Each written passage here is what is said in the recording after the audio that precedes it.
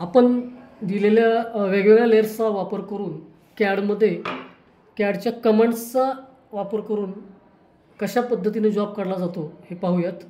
सुरुवातीला आपल्याला जी लेयर पाहिजे ती लेयर सिलेक्ट करा। ऑब्जेक्ट लेयर मी सिलेक्ट केलेली आहे।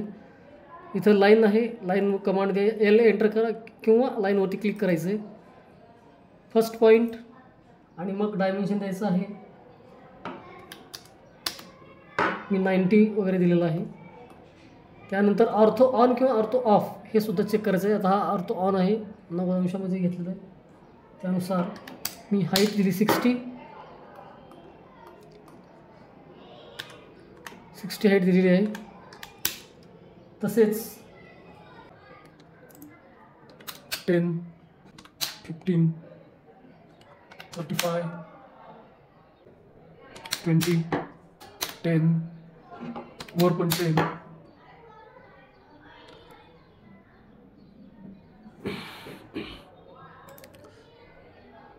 आणि हे अशा पद्धतीने एक ड्रॉइंग केलेलं आहे। तर इथे हा एक जॉब दिलेला आहे असं आपण गृहीत धरूयात।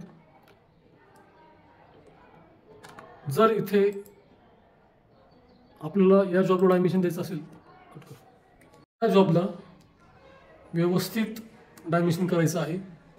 इथे येऊन लिनियर डायमेन्शन सिलेक्ट केलं, first point, next point. Dimensions हे खूप लहान दिसते जॉबपेक्षा, त्यामुळे इथे एक ऑप्शन आहे डी एंटर, इथे जायचं। डी एंटरमध्ये डायमेन्शन स्टाईल मॅनेजर नावाचा हा एक ओपन होतो। यामध्ये मॉडिफाईडमध्ये जाऊन इथे तुम्हाला डेसिमल पण कमी करता येतं, साधारण 2 पर्यंत घेऊया आपण। आणि टेक्स्ट लाईन टेक्स्ट वगैरे वगैरे आपण चेंजेस करू शकतो। यामध्ये 5 ॲरो साईज 5 घेतलेली आहे। तसंच टेक्स्ट साईजसुद्धा आपण प्रमाणातच घ्यायची 5।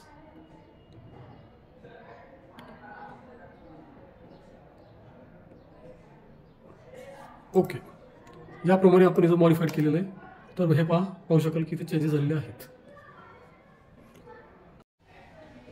या चेंज केलेल्या प्रॉपर्टीजनुसार, डायमेन्शनिंग प्रॉपर्टीजनुसार आपण याला डायमेन्शन करायचं आहे।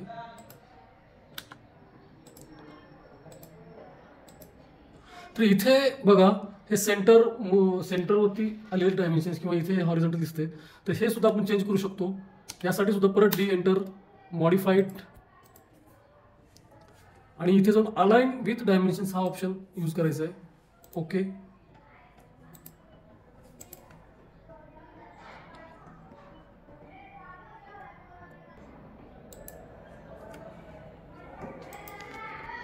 डायमेन्शनची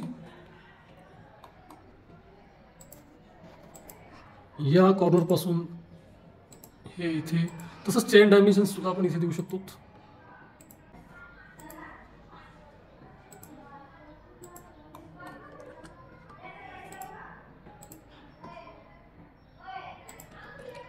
याप्रमाणे आपण डायमेन्शनिंग इथे केलेली आहे।